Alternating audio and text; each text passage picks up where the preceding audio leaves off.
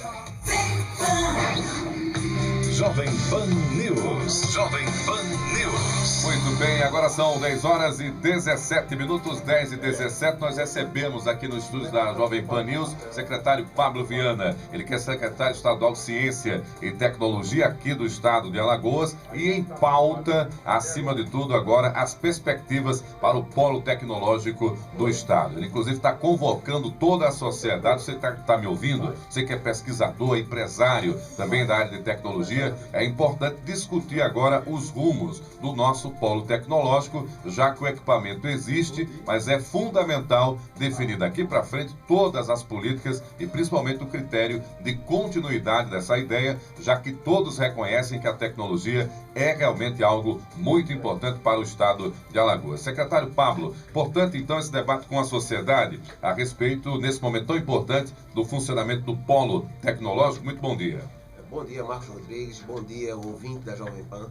É importante esse momento porque, em paralelo com a construção do prédio, a gente precisa definir exatamente o funcionamento do prédio. Então, quem estará lá participando desse projeto, no seu funcionamento, a partir da sua entrega à sociedade, empresários, estudantes, pesquisadores, investidores privados que também têm interesse em apoiar algumas ações e projetos lá dentro, e de que forma o governo também vai apoiar projetos inovadores que possam não ter recursos financeiros para iniciar, mas que o governo, como sempre, vai lá e apoia porque a ideia é viável, a ideia é promissora e vai surtir efeitos para toda a sociedade. Então é por isso que ele está fazendo essa convocatória em forma de fórum, para que o espaço seja o mais democrático possível e que todos esses setores que eu aqui listei possam opinar e trocar ideias com a gente. Um detalhe importante, secretário, é para que o nosso ouvinte entenda o que é o polo, o que é que vocês estão querendo oferecer para a sociedade, o que é que pode ter de ganho para a sociedade nesse momento.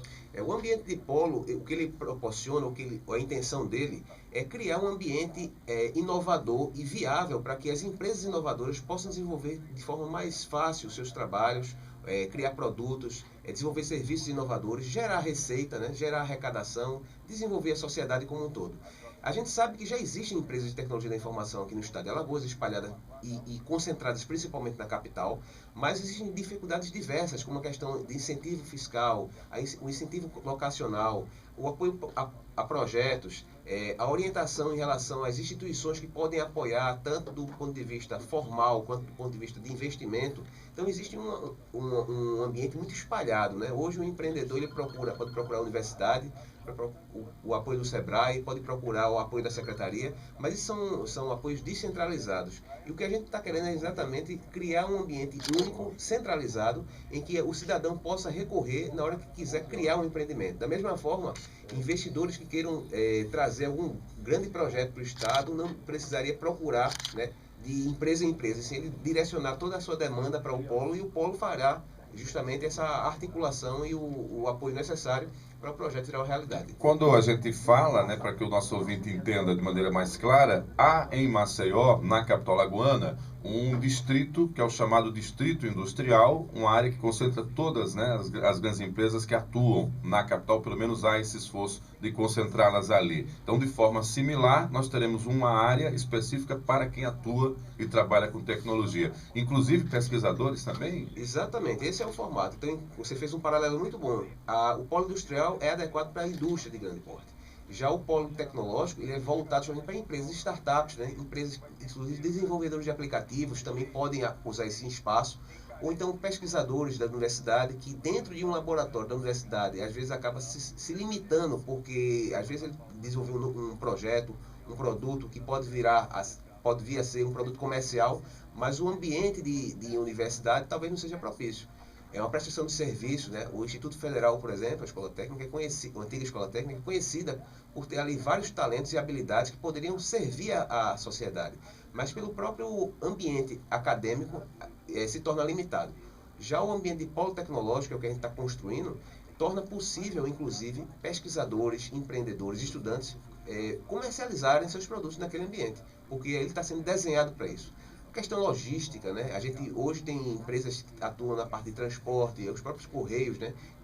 Mesmo com suas limitações, eles podem ser também um aliado dentro desse ambiente, para que a gente tenha facilidade de recepção de materiais, escoamento de mercadorias. Então, isso aí são vários setores que empresas pequenas que normalmente é a sua maioria no setor de tecnologia, podem se usufruir e compartilhar os recursos. Então, eventos, a gente tem lá um espaço para auditório muito interessante e que a gente pode realizar vários eventos que ficaria muito caro realizar no centro de convenções, já fica mais adequado realizar dentro do polo.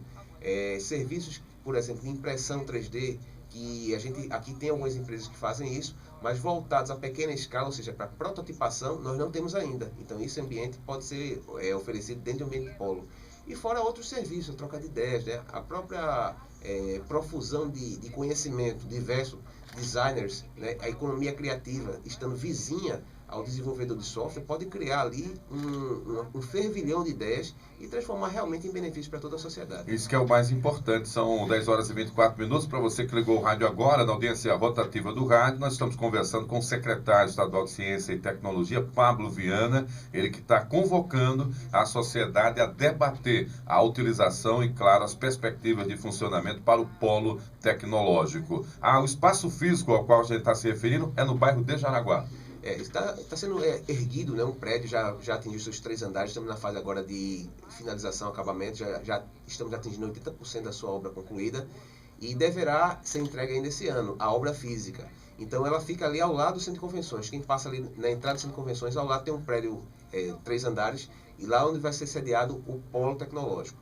E é importante, né, a gente notar que um ambiente como esse, um prédio moderno, e que ele precisa ter o seu funcionamento moderno, não cabe ali apenas a iniciativa privada, ou apenas a universidade, ou apenas o governo. É importante criar um ambiente harmônico em que os 3 elementos estejam presentes. Na verdade, eu diria um 4º elemento, que é o elemento da iniciativa privada em forma de investimento. Então, existem vários investidores, não somente em Alagoas, mas no mundo inteiro, interessados em negócios que têm um alto índice de liquidez, uma taxa de retorno alta, e tecnologia normalmente é um campo muito fértil em relação a isso. Então é importante a gente deixar claro para um investidor que tipo de negócios estão lá hospedados, o que podem ser hospedados, o que podem ser patrocinados. Então a gente está tentando criar esse arcabouço, né? Ou seja, essa plataforma, para que seja fácil do ponto de vista do investidor, do empreendedor e do pesquisador. O governo entra nesse projeto como um articulador, como um elemento que harmoniza todos esses interesses. E é por isso que a gente está fazendo esse debate em formato de fórum. Ele começa com um networking, né, um café de networking, para que a gente aproxime mais um pouco as pessoas, né, não somente as instituições, mas as pessoas mesmo. Depois a gente vai fazer um panorama. Existe um palestrante que está vindo de Santa Catarina, que é o Leandro Carione. Ele é diretor técnico do Instituto CERT, Fundação CERT, lá em Santa Catarina. Tem muita experiência na consolidação de parques tecnológicos no Brasil inteiro. Então ele vai fazer para a gente um panorama, trazendo a experiência da Bahia, de Santa Catarina, comparando com o Porto Digital em Pernambuco, Amazonas. Então todos esses projetos, experiências que eles têm, inclusive não apenas de formatação de parques, mas também de elaboração de projetos tecnológicos, né? O Instituto CERT, para dar um exemplo, foi o instituto responsável por criar a urna eletrônica brasileira. A urna eletrônica nasceu lá? Nasceu dentro do Instituto CERT. Foi uma encomenda do governo e desenvolveram lá. Projetos como um computador para cada criança, que também, mas não foi à frente, mas foi uma encomenda do MEC. O projetor multimídia para professores, que incorporava um computador dentro de um projetor com um sistema multimídia. Então são projetos que se tornaram realidade, então apenas no âmbito acadêmico, mas realmente tornaram um produto comercial. Então essa experiência só se desenvolve se você tiver um parque tecnológico, um polo tecnológico que una a ciência, a geração de conhecimento, com o investimento privado, até finalmente a comercialização, para que realmente surta efeito. Quando o senhor fala de investimento, né, para que o nosso ouvinte mais simples entenda, né, aquele que não está ainda familiarizado com essa história da tecnologia, mas de gestão sim, com certeza, a grande discussão é: ou o Estado assume a responsabilidade por garantir todos os custos de funcionamento, e aí, para você que está me ouvindo, isso requer também recursos, já que o momento, né, do país e do próprio Estado não é dos melhores, consequentemente poderá significar tributação. É você quem estaria pagando para gerar esse fundo. Ou esse modelo, que já é um modelo que já existe também em outros estados brasileiros, da presença da iniciativa privada junto com o governo, garantindo, claro, passo a passo do funcionamento. Esse é o grande dilema de momento, secretário. Esse é um dos grandes dilemas. Por exemplo, lá no prédio a gente tem no seu projeto elencado todos os custos da obra, mas os equipamentos internos não estão incluídos no projeto. Então a gente tem lá um espaço de auditório. Aquele auditório precisa ser equipado, não apenas com as cadeiras, mas com os equipamentos audiovisuais de última geração, telão. Isso custa dinheiro.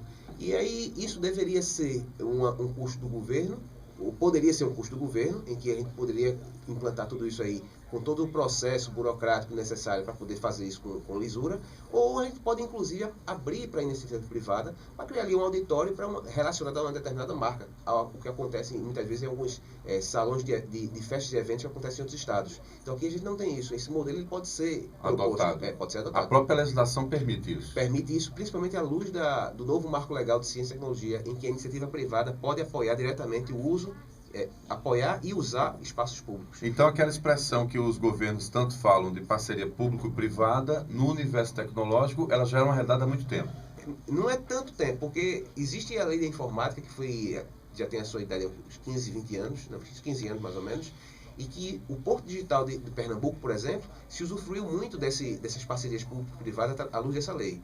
Hoje, nós temos o marco regulatório de ciência e tecnologia, o novo, que foi promulgado, sancionado dia 17 de janeiro desse ano, e que agora está se elaborando os instrumentos necessários para consolidar essa lei. E dentro dessa nova lei desse ano de 2016, existem alguns aspectos que podem ser muito benéficos para a gente.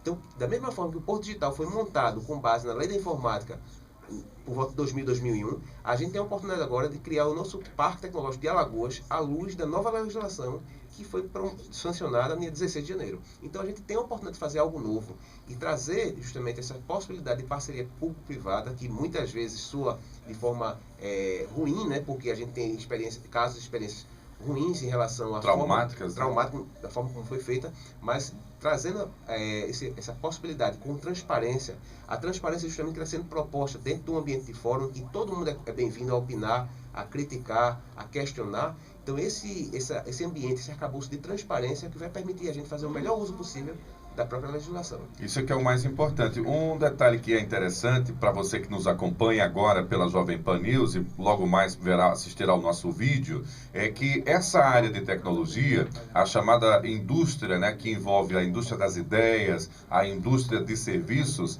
ela em muitos estados brasileiros já representa, para aqueles mais organizados e começaram mais antigamente, uma parcela inclusive da economia. É uma coisa que não se discute, né, porque muita gente não visualiza quando se fala de maneira clara desse tema, mas você vender serviços tecnológicos também gera empregos. E você contratar demandas, dar origens a empresas que vão prestar esses serviços dentro e fora do Estado, isso também movimenta a economia. É como na cultura, às vezes as pessoas não entendem que além do palco existe todo um grupo de pessoas que trabalha e sobrevive daquele universo. Essa visão da tecnologia também como geradora de emprego e de intervenção na economia é uma ideia que hoje o senhor já trabalha também com seus pares em nível de secretaria, para que eles entendam que além das usinas, além do trabalho do comércio, além de outros segmentos, a tecnologia também pode representar essa inclusão, inclusive econômica, do Estado de Alagoas, secretário? Perfeitamente, eu concordo com essa visão. Inclusive, eu acho que para que isso aconteça, é necessário que o setor de tecnologia demonstre a sua maturidade, porque a gente só consegue fortalecer uma cadeia produtiva, mesmo falando de tecnologia, se a gente tiver as duas pontas dessa cadeia. Então, ter um negócio âncora que demanda os serviços e os produtos, que poderia ser, inclusive, o setor sucrocoleiro. Se eles demandassem desafios tecnológicos, a gente poderia desenvolver isso aqui. E também a outra ponta lá no final, que além dos consumidores, as startups, os negócios entrantes no mercado. Então, a empresa, o grande negócio, que poderia ser o setor sucrocoleiro, ou mesmo o setor energético de forma geral, o gás, petróleo, o que quer que seja, vai demandando negócios menores já consolidados, e esses, por sua vez, contratam jovens ou contratam startups que podem desenvolver soluções em cascata. Então, em qualquer lugar do mundo, é assim que funciona. Então, a gente está em busca, inclusive, de qual é a vocação para Alagoas que vai justamente formatar essa grande âncora. Eu tenho falado, inclusive, em outros setores, aqui nós temos a maior fábrica de PVC da América Latina, né? E de que forma essa fábrica está demandando da universidade local e das empresas locais soluções tecnológicas para gerar seus produtos. Nós temos aqui uma empresa que é líder na geração energética pela cana-de-açúcar de segunda geração. Ou seja, ele, em vez de usar o açúcar, ele na verdade usa o bagaço da cana. De que forma essa empresa está recorrendo à Universidade Federal de Alagoas para fazer suas pesquisas, né? Já que ela tem apoio federal. Eu estou falando isso de forma bastante crítica porque a gente questiona justamente de que forma as empresas pequenas, as empresas médias e as startups podem se encaixar não apenas na compra governamental, que é um volume interessante, mas não é suficiente para sustentar as empresas. Mas de que forma a própria iniciativa privada está escalonada, está organizada, para que ela também compre do empreendedor local. Isso aqui é o mais importante, você está fazendo o dinheiro, né, e os serviços circularem dentro do próprio Estado. Isso é possível, o secretário tem essa perspectiva, é uma das missões à frente da pasta da Secretaria Estadual de Ciência e Tecnologia. O secretário tem formação na área, é da Universidade Federal de Alagoas, fazendo essa ponte importante, tentando aí romper todas as burocracias para garantir também essa prestação de serviço. Um detalhe importante, secretário, há uma semana, o secretário estadual, seu colega de secretaria e vice-governador do estado, Luciano Barbosa, ele apresentou o novo modelo, né, que vai estar atendendo a digitalização das escolas da rede estadual. Quer dizer, a gente vai ter mais estudantes sendo incluídos no chamado universo digital e, consequentemente, né, posteriormente a essa fase de ensino fundamental e ensino médio, poderão se despertarem realmente da maneira correta em sala de aula ou nas escolas para essa atividade, pode ser a futura mão de obra também já para o universo do trabalho com tecnologia, né? Absolutamente. O trabalho que o Luciano Barbosa está fazendo justamente é um título que a gente poderia estar ostentando, que é acho que um dos pouquíssimos estados que pode ter 100% da sua rede estadual de ensino conectada à internet, tanto na capital quanto no sertão, em todas as sub-regiões, micro-regiões do estado de Alagoas. Isso é um título que a gente já poderia estar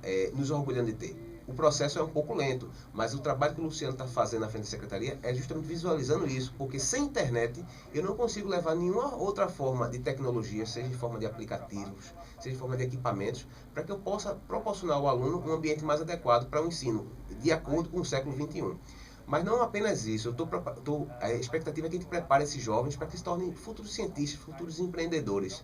E eu tenho dito em algumas pessoas que seria muita incompetência, né, da forma de nossa gestão se a gente não conseguir aproveitar esses 3 milhões de alagoanos e transformar isso em riqueza para o nosso próprio estado. Então isso é a pura incompetência não conseguir aproveitar isso. Então se a gente consegue pegar esses jovens, dar uma boa formação a eles na escola, que isso é o trabalho da Secretaria de Educação, e mais na frente ele se encaixa dentro de um ambiente de inovação, que é o que a gente está propondo na Secretaria, de polo empreendedor, polo tecnológico e articulação com a universidade, junto com a iniciativa privada, que também pode trazer recursos de capital mesmo, para poder apoiar alguns projetos. Se a gente cria esse ecossistema maduro e saudável, a gente pode criar realmente um outro histórico, outro destino para esse estado de Alagoas. Seria realmente importante a gente aparecer para o Brasil de outra maneira, né? Já pensou, o estado que possui o menor IDH agora está sendo referência também para a tecnologia. Secretário, para finalizar, o fórum tem perspectiva de acontecimento? Qual a data? Convide os nossos ouvintes e reforce quem pode participar dessas discussões. Olha, esse convite a gente vai estender a toda a sociedade civil e governo, ou seja, todo o universo alagoano ele é bem-vindo, inclusive eu tenho chamado algumas pessoas de fora também, mas principalmente os empreendedores do setor de tecnologia da informação, os professores, pesquisadores, estudantes são muito bem-vindos.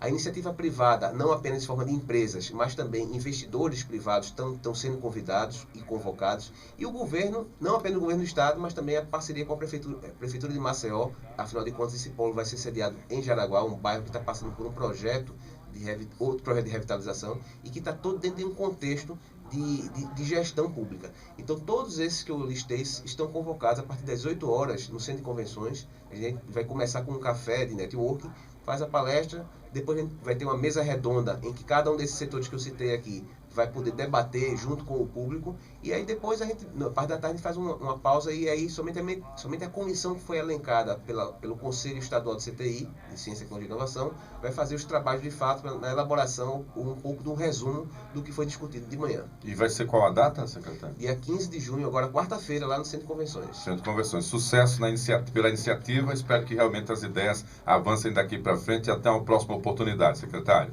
Muito obrigado pela oportunidade. Inclusive, todo mundo essa semana que precisa falar comigo, eu estou marcando sempre agora dia 15 de junho, lá no Centro de Convenções. A agenda está toda voltada aí para essa pauta. Agora são 10h38, logo mais a gente exibe exatamente essa entrevista para que você possa divulgar e propagar também essa ideia.